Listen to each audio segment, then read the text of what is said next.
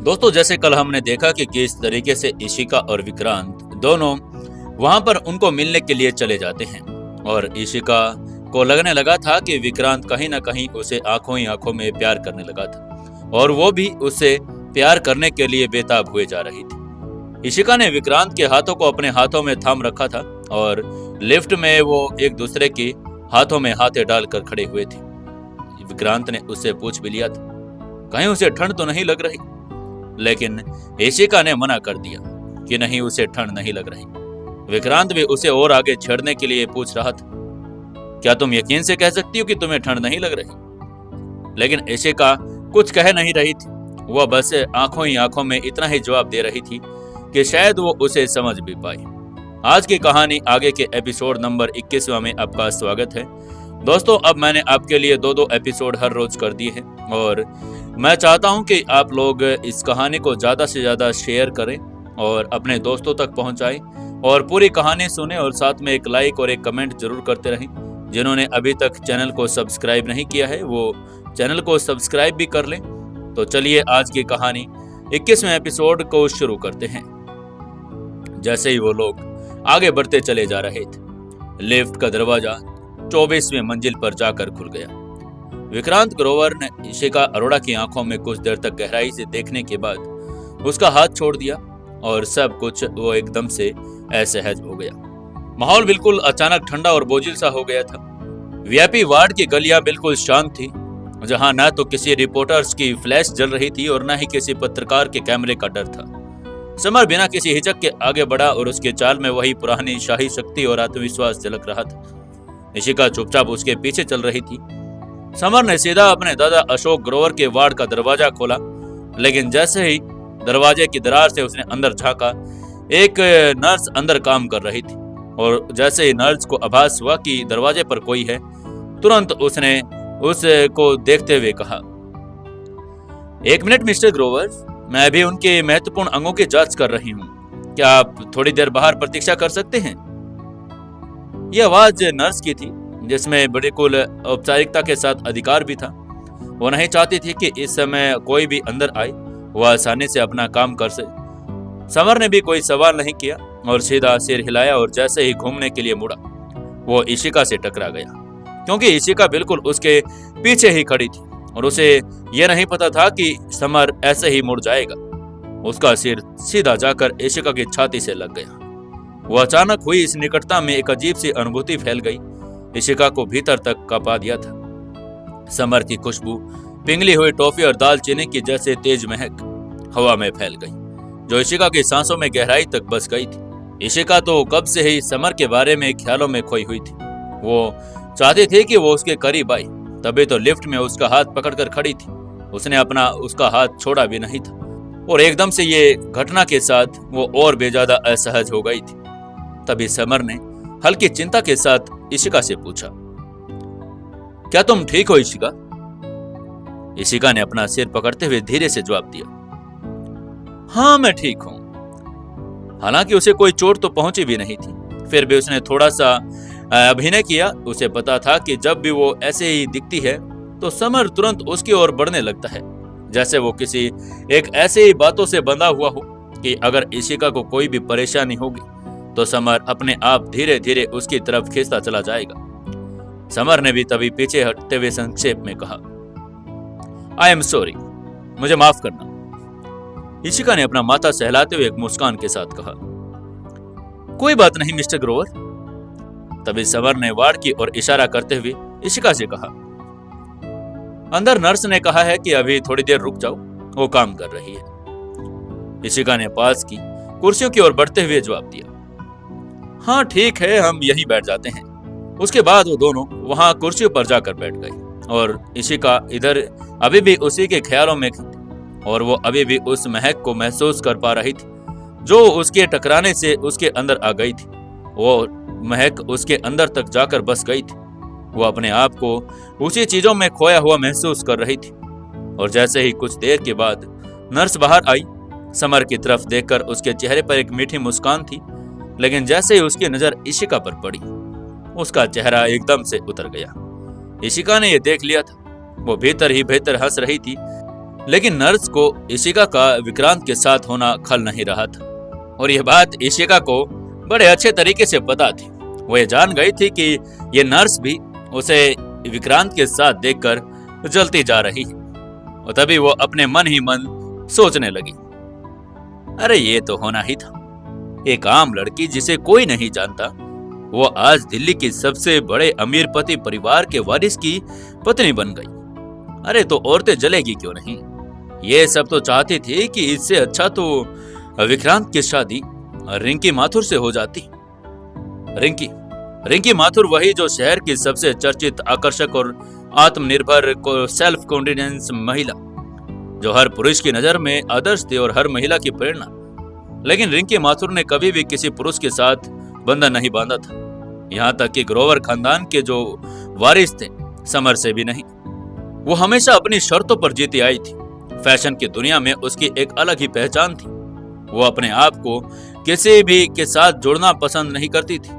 लड़कों की लाइन तो उसके लिए बिछी ही रहती थी। तभी इशिका को महसूस हुआ कि समर उसके कंधे पर हाथ रख रहा है। वो एकदम से चौंक गई। तभी समर ने एक हल्की शरारत और दिखावटी अपनेपन के साथ उससे कहा, इशिका डार्लिंग, इतनी गहराई से क्या सोच रही हो? और जैसे ही इशिका ने डार्लिंग शब्द सुना, उसे एकदम से झटका सा लगा। उसकी निगाहें नर्स की तरफ अपने आप चली गई। उसने देखा कि नर्स अभी भी उन्हें ही देख रही थी। इशिका को यह बात पर वहीं पर मोड़ते हुए मुस्कुराकर उसने कहा। तभी इशिका ने उसे और भी चिढ़ाने के लिए कहा, कुछ खास नहीं डार्लिंग। उसके मुंह से भी यह शब्द निकलना कोई कड़वा घूंट था। उसने आज वो पी भी लिया था। वो चाहती तो नहीं थी कि ऐसे शब्द उसके मुंह से निकले, लेकिन वो कर भी क्या सकती थी। वो ऐसे और किसी को उसके बददुआएं देते हुए तो देख भी नहीं सकती थी। तभी उसने ये कभी कल्पना भी नहीं की थी कि वो समर के साथ ऐसे शब्दों को दोहराएगी। तभी समर ने उसका हाथ पकड़ लिया और उससे कहा, चलो अंदर चलते हैं। इशिका थोड़ी हिचकिचाहट के साथ उसके साथ चल दी। जब दोनों कमरे की ओर चले, नर्स अपनी जगह से हिल भी नहीं पा रही थी। उसकी आंखों में दर्द और जलन की मिली जुली सी लकीर छा गई थी।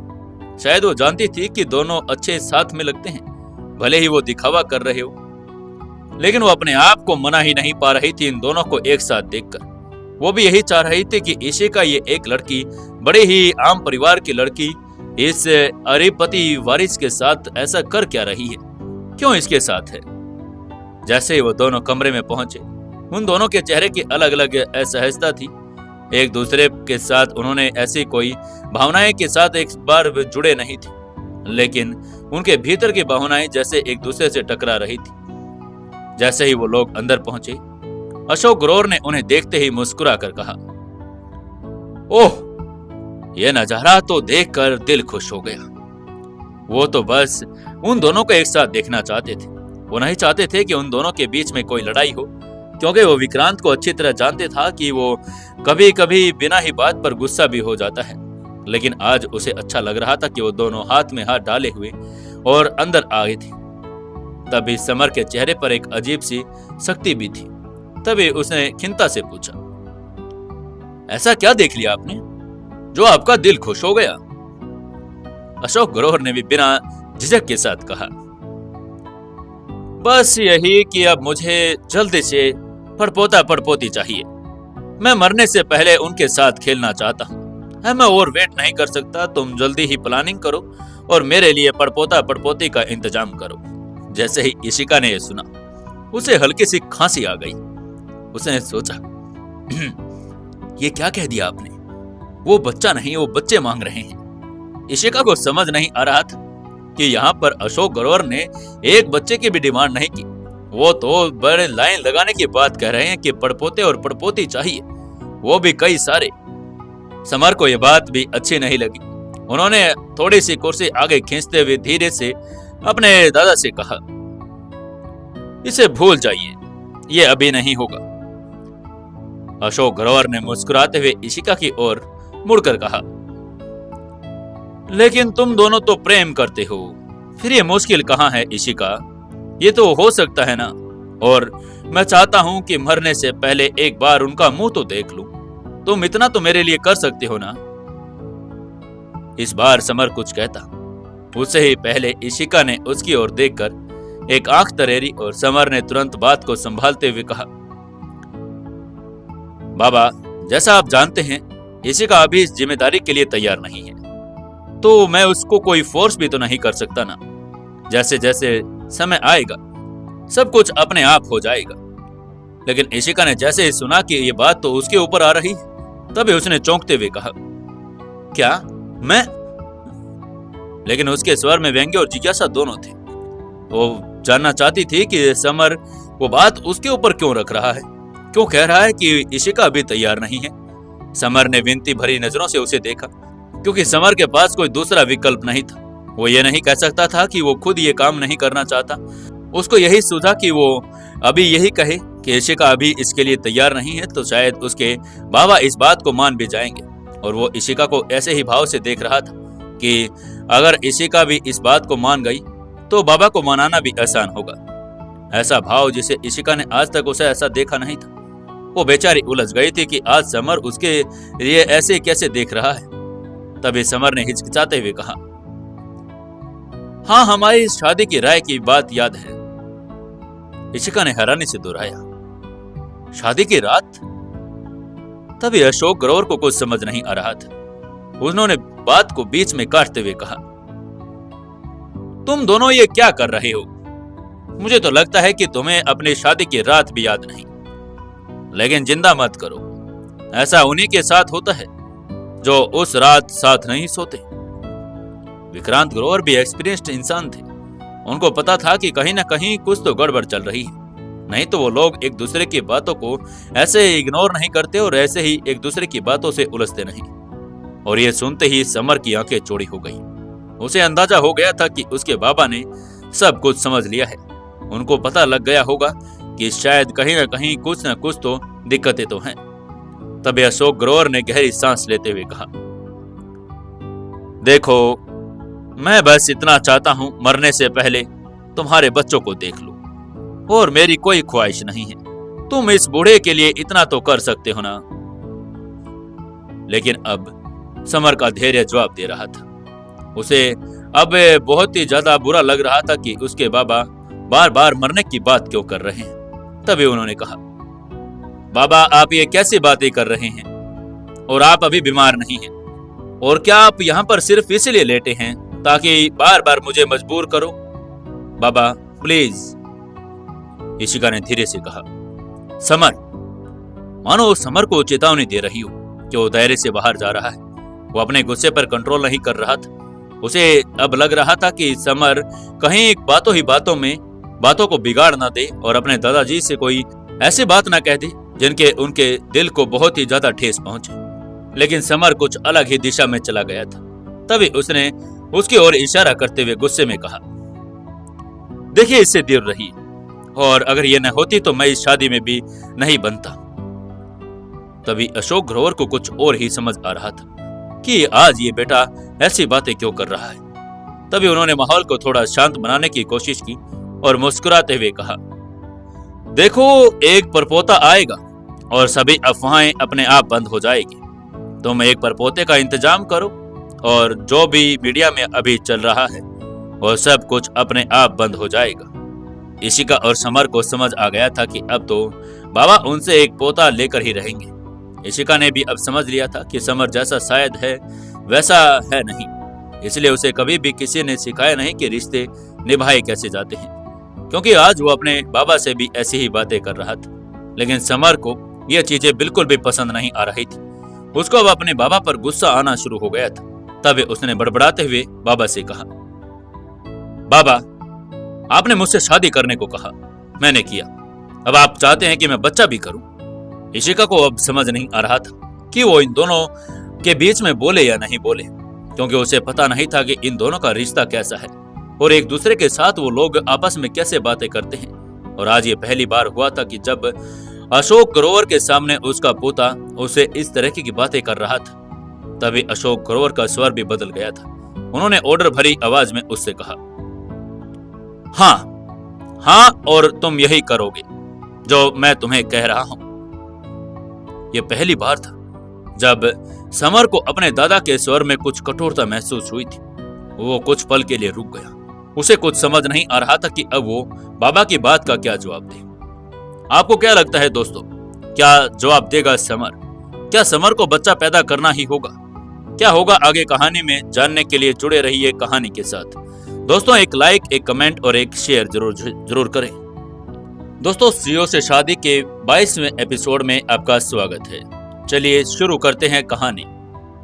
जैसे ही विक्रांत ने कहा कि वो और अभी उनकी बात नहीं मानेगा, तभी उन्होंने कहा कि पहले उन्होंने उनको शादी के लिए कहा तो उसने शादी कर ली, और अब उनको जिद करके कह रहे हैं कि बच्चे करने के लिए। लेकिन वो बच्चे करना अभी चाहता नहीं था, और बच्चे करता भी कैसे, क्योंकि उसकी शादी तो एक वैसे ही कॉन्ट्रैक्ट पर हुई थी।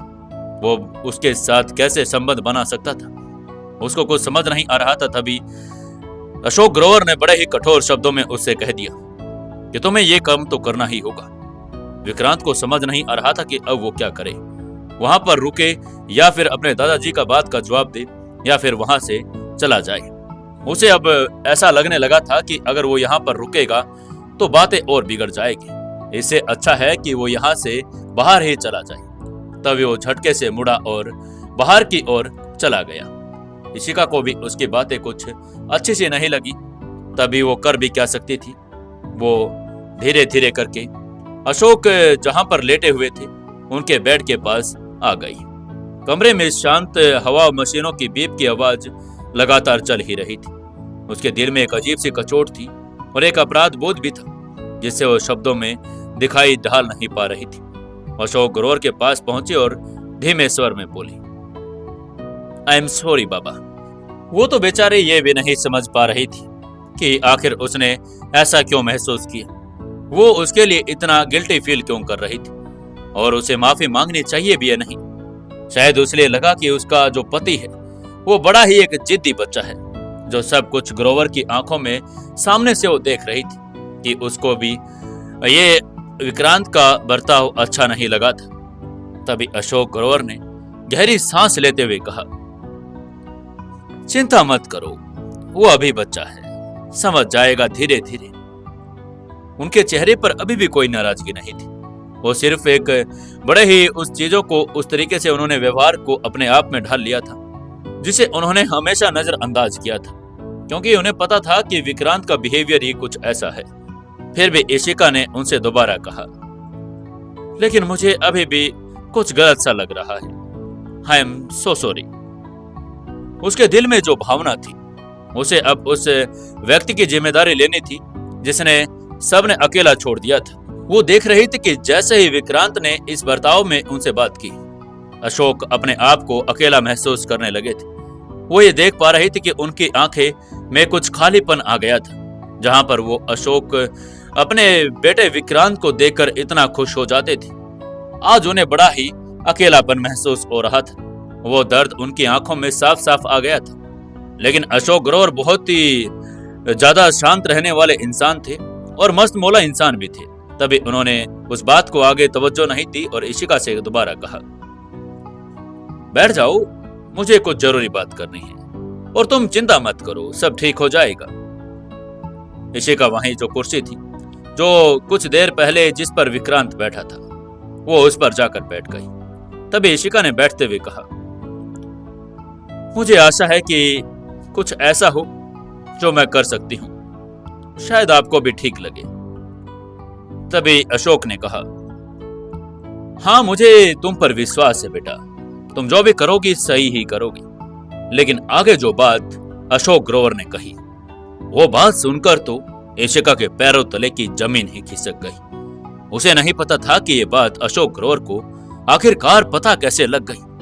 अशोक ग्रोवर ने जैसे ही कहा, देखो मुझे पता है कि तुम दोनों एक दूसरे को जानते नहीं हो, और यहां तक कि तुम दोनों की मुलाकात तो सीधे कोर्ट में ही हुई थी। ये सुनते ही इशिका का चेहरा ठिठक गया। उसे समझ नहीं आया कि अशोक को शायद वो बातें पता नहीं थी जो अब तक वो घट चुकी थी, और ये बात बहुत ज्यादा अजीब थी। उसे अब हल्का हल्का महसूस हो रहा था जैसे सीने पर कोई उसका बोझ सा उतर गया हो। वो तो एक दिन पहले ही विक्रांत को ये सब पूछ रही थी कि वो जाकर अशोक को बिल्कुल सच्चाई क्यों नहीं बता देते। क्यों अशोक को अंधेरे में रख रहे हैं, वो ये भी जानती थी कि अगर बाबा को ये बात लेट से पता चलती तो कहीं ना कहीं उनको और भी ज्यादा दुख पहुंचता। इसलिए वो तो पहले ही चाहती थी कि ये सारी बातें सच सच उनको बता दी जाए। लेकिन उसे ये नहीं पता था कि अशोक ग्रोवर का लिंक इतना तेज है, उनका नेटवर्क इतना फैला हुआ है कि उनसे कोई बात भी छुपाई नहीं जा सकती। ये बात छुपाने की विक्रांत ने भी बहुत कोशिश की थी, लेकिन अशोक ग्रोवर तक ये बात अपने आप पहुंच ही गई थी। तभी इशिका ने अपनी बात अधूरी छोड़ते हुए कहा, आई एम सॉरी बाबा, मेरा झूठ बोलने का कोई इरादा नहीं था, लेकिन मैं कर भी क्या सकती थी। मैंने कल कहा था विक्रांत को कि हम आपको बता दें, लेकिन विक्रांत ने जोर दिया कि, और ये कहते हुए उसने अपनी बात को बीच में ही छोड़ दिया। तभी अशोक ग्रोवर ने इशिका से कहा, आई नो बेटा, मैं अपने पोते को जानता हूं, मुझे यह भी पता है कि वो क्या क्या कर सकता है, लेकिन मैं चाहता हूं कि आप उसकी मदद करें। वो कई मायनों में अभी भी बहुत ज्यादा मैच्योर नहीं है, शायद इसलिए क्योंकि वो बहुत समय से अकेला रहा है और वो पूरी तरह से अभी तक बड़ा नहीं हो पाया। उसके अंदर कोई फीलिंग्स भी नहीं है, वो रिश्तों को अभी पूरी तरीके से समझना शुरू भी नहीं किया है, उसको बहुत सारी चीजों की नॉलेज भी नहीं है। और मैं बस इतना ही चाहता हूं कि अब उसकी उम्र हो चुकी है, वो सब चीजों को धीरे धीरे करके सीख ले, और जब तक इन चीजों को नहीं सीखेगा तब तक उसका दिमाग ऐसा ही चलेगा, और जितना जल्दी वो भावनाओं को और फीलिंग्स को समझने की कोशिश करेगा वो धीरे धीरे चेंज भी हो जाएगा। अशोक ग्रोवर के अंदर बहुत ज्यादा पीड़ा थी कि अभी तक विक्रांत ये सब चीजें सीखा क्यों नहीं है। वो अपने पोते से गहरे लगाव रखता था, लेकिन वो ये भी जानता था कि विक्रांत को अब एक जिम्मेदार मर्द बनने की जरूरत है। अभी उसकी उम्र भी हो गई है और समय भी सही है, क्योंकि आगे चलकर उनको ग्रोवर इंडस्ट्रीज को एक नया वारिस भी देना है। वो इशिका को कन्विंस करना चाहते थे कि कैसे भी करके इशिका विक्रांत के बिल्कुल आसपास रहे और उससे संबंध बनाए। तभी उन्होंने इशिका को कन्विंस करते हुए कहा, इशिका, मैं इसीलिए चाहता हूं बेटा कि आप उसके साथ रहें, उसकी मदद करें। मुझे पता है कि एक पोता पोते की मांग करना बहुत बड़ी बात है, लेकिन अगर आप कोशिश करेंगे तो मुझे बहुत अच्छा लगेगा, क्योंकि इससे विक्रांत भी कहीं ना कहीं नई चीजों को सीख पाएगा और वो बदल भी पाएगा। इशिका कुर्सी पर टिक गई। ये मांग बहुत बड़ी थी। उसे पता नहीं था कि अशोक ग्रोवर बातों ही बातों में उसे इतनी बड़ी चीज मांग लेंगे। वो जानती थी कि वो ऐसा नहीं कर सकती। विक्रांत के साथ एक रात बिताना भी संभव नहीं था, और जब वो नशे में था तो उस दिन भी रात बिताना इतना आसान नहीं था, और शायद ही उसे वो नजर से एक पल देख ले, क्योंकि विक्रांत तो बीच में तकियों की दीवार भी बना देता था, कहीं वो एक दूसरे से टच भी ना हो जाए। और इशिका ने विक्रांत के मूड को भी देख लिया था। वो नहीं चाहती थी कि वो किसी भी तरीके से उसे ऑफेंड करे। कहीं ऐसा न हो कि विक्रांत को मनाते मनाते वो विक्रांत को ऑफेंड कर दे और विक्रांत उसके ऊपर सब कुछ लेकर चढ़ जाए। वो इतना प्रेशर झेल नहीं पाएगी। वो अब कर भी क्या सकती थी। वो सीधे सीधे जवाब देने से तो रही। तभी उसने बड़ी ही हिम्मत की और उसने अशोक ग्रोवर से कहा, बाबा, मुझे नहीं लगता कि यह संभव है। उसने अपनी पूरी हिम्मत को एक जगह बटोर लिया था। वो बेचारी उस बूढ़े आदमी का दिल भी नहीं छोड़ना चाहती थी, लेकिन वो कर भी क्या सकती थी, क्योंकि उसे जो सब कुछ साफ साफ दिखाई दे रहा था कि ये होना नामुमकिन है, तो वो मुमकिन कैसे कर सकती थी। और एक हाथ से तो कभी ताली बजती भी नहीं। वो अकेली क्या ही करेगी, क्योंकि जब भी बात बच्चे की आई तो विक्रांत पहले ही उस कमरे से बाहर निकल चुका था। उसने अपनी असहमति जता दी थी, क्योंकि वो नहीं चाहता था कि वो आगे कोई बच्चे की बात करे उसके दादाजी। तभी अशोक ग्रोवर को भी लगा कि एक बार के लिए इतना प्रेशराइज करना अच्छा नहीं है।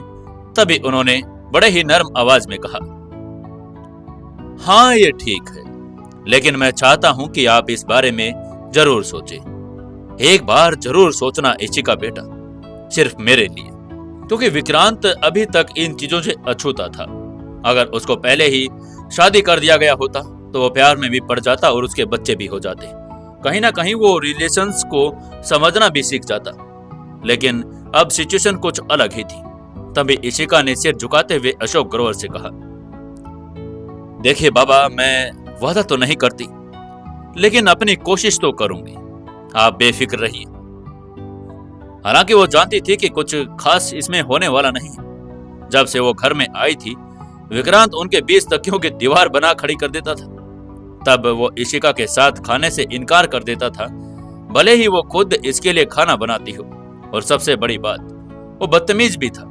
उससे बात करना मानो किसी पत्थर से टकराना ही था। इशिका को पता था कि अशोक जो मांग रहे हैं वो हद से ज्यादा है। थोड़ी देर और अशोक के पास बैठकर इशिका उठ खड़ी हुई। वो जानती थी कि विक्रांत उसे नहीं छोड़ेगा, क्योंकि फिलहाल वही उसकी घर वापसी का सहारा था। वो दोनों अभी भी उसको ये यकीन दिलाने की कोशिश कर रहे थे कि वो एक बहुत ही अच्छा जोड़ा है। दरवाजे की ओर बढ़ते हुए इशिका ने फिर कहा, गुड नाइट अशोक जी, मैं फिर जल्दी ही आऊंगी। तभी अशोक ने मुस्कुराते हुए जवाब दिया, मैं इंतजार करूंगा बेटा, उम्मीद करता हूं कि आप जल्दी आएं। इशिका को लगा कि उन्होंने अपने चेहरे पर एक हल्का सा उदास भाव छिपाने की कोशिश की। अगर वो कर सकती थी तो हर दिन आकर उनका साथ देती। बीमार होना बहुत बुरा है, लेकिन उसका यह ऊपर अकेलापन, वो तो उससे भी ज्यादा तकलीफ दे रहा था। तभी इशिका ने कहा, अगर मैं कल फिर आऊं तो मैं फिलहाल छुट्टी पर हूं, मेरे पास समय तो है, शायद मैं आऊं। अशोक का चेहरा प्रसन्नता से चमक उठा। उसे महसूस हुआ कि आखिरकार कोई तो ऐसा है जो उसके लिए समय निकाल रहा है। तभी उन्होंने बिल्कुल सच्ची मुस्कान के साथ कहा, मुझे बहुत अच्छा लगेगा बेटा अगर तुम आओगे। अब की बार उनकी भावनाओं में कोई भी दुख नहीं था। वो बड़े अच्छा महसूस कर रहे थे। विक्रांत ने कभी भी उन्हें अपना समय दिया नहीं था। वो तो बस काम और कंपनी को लेकर बिजी रहता था। लेकिन इशिका के पास चाहे वो परिवार में कैसे भी आई हो, उन्हें एहसास दिलाने का हुनर था कि वो अब अकेले नहीं है। और अगर अशोक जी चल फिर सकते तो वो खुद उन्हें एक कर देते। लेकिन अब जब वो बिस्तर से बंधे हुए थे, उन्हें अपने मिशन के लिए किसी की तो मदद चाहिए थी। उनका सिर्फ एक ही मकसद था, कैसे भी करके विक्रांत अपनी मैरिड लाइफ में आ जाए और उसके बाद अशोक ग्रोवर को शांति मिल जाएगी। तभी इशिका ने दरवाजा बंद किया और कहा, गुड बाय बाबा। बिस्तर पर लेटे लेटे अशोक ग्रोवर ने एक पल के लिए गहरी सांस ली और वो सोचने लग गई। एक प्रेमी जोड़ा जो एक साथ लाने के लिए वो कौन कौन उनकी मदद कर सकता है। तभी उनके दिमाग में एक नाम कौंधा, जिमी। वही विक्रांत को उसकी पूरी जिंदगी से जानती आई थी और शायद वही इशिका को सही सलाह दे सकती थी कि इशिका को किस तरीके से विक्रांत के सामने जाना है और वो उसको अपने आगे के फ्यूचर के बारे में कैसे विक्रांत को मनाए, विक्रांत को कैसे कन्विंस करे और उनका रिश्ता आगे बढ़ पाए।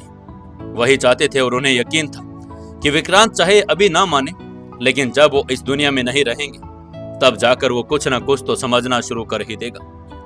तभी अशोक ने रखे पास टेलीफोन की ओर हाथ बढ़ाया और जिमी का नंबर डायल कर दिया। डॉक्टरों ने साफ कह दिया था कि अब उनके पास ज्यादा समय नहीं बचा, सिर्फ 3 महीने थे और वो चाहते थे कि इन 3 महीनों के अंदर अंदर विक्रांत को एक अच्छा मैरिड लाइफ दे सके और उसको एक इतनी समझ दे सके कि वो आगे की जिंदगी में कभी मार न खाए। सब कुछ रिलेशंस के बारे में और ऊंच नीच और घटी बदी के बारे में वो सब कुछ जान ले। तभी फोन के दूसरी तरफ से जैसे ही जिमी ने फोन उठाया, उसने कहा, हेलो चेयरमैन सर। वो अकेली थी। अशोक आंख मूंद कर उस पर भरोसा कर सकते थे, क्योंकि जिमी ही वो लेडीज थी जो बचपन से लेकर आज तक विक्रांत का ख्याल रखती आई थी। और जब विक्रांत के माता पिता की डेथ हो गई थी, उसके बाद तो पूरी तरीके से माँ और बाप का उसने अपना पूरा फर्ज निभाया था। तभी अशोक ने मजाक में उससे कहा, जिमी, अब तो तुम मुझसे मिलने भी नहीं आती, क्या बात? तभी जिमी ने कहा, ओह चेयरमैन सर, मैं बस यही चाहती थी कि आप अपने पोते और बहू के साथ अच्छा समय बिताएं, इसलिए मुझे लगा कि अब मुझे नहीं आना चाहिए, आप उनके साथ अच्छा टाइम स्पेंड कर सकते हैं। तभी अशोक ने धीरे से कहा, जिमी, अब तक जो समय मिला वो अच्छा रहा है, thank you so much Jimmy. Jimmy को एहसास तो हो गया था कि ऐसे ही चेयरमैन उसको कुछ करने के लिए तो फोन नहीं करेंगे या उससे बात करने के लिए फोन तो नहीं करेंगे, कहीं ना कहीं कोई गंभीर बात होगी तभी जिमी ने उनसे पूछा, क्या आप मुझसे कोई काम चाहते हैं चेयरमैन सर? अगर आपके मन में कोई बात है तो मुझे बता दीजिए। वो हमेशा से सीमाएं बनाए रखती थी। ये कहकर वो परिवार का हिस्सा नहीं है, क्योंकि वो पहले से जानती थी कि अगर उसके ऊपर कोई बर्डन आएगा तो शायद उसे करना ही पड़े। तभी अशोक ने कहा, जिमी, कल मुझसे मिलने आ जाओ। इशिका के आने से पहले मुझे तुमसे कुछ जरूरी काम है। और इसके बाद अशोक ने फोन काट दिया। जिमी को समझ नहीं आ रहा था कि ऐसा क्या काम आ गया है अशोक जी को कि वो इशिका के वहां आने से पहले ही उनको बुला रहे हैं। वो क्या करना चाहते हैं? जिमी इसी सोच में डूबी हुई थी। आपको क्या लगता है दोस्तों, क्या कहेंगे अशोक जिमी से? क्या करवाने की कोशिश करेंगे? क्या जिमी वो काम कर पाएगी या नहीं? जानने के लिए जुड़े रहिए अपनी इस कहानी सीओ से शादी के साथ। दोस्तों, अपने कहानी को ज्यादा से ज्यादा शेयर करें, कमेंट करें और लाइक जरूर करते रहें। और हमारी नई कहानी 1 या 2 तारीख से शाम को जल्द ही आपको मिल जा करेगी।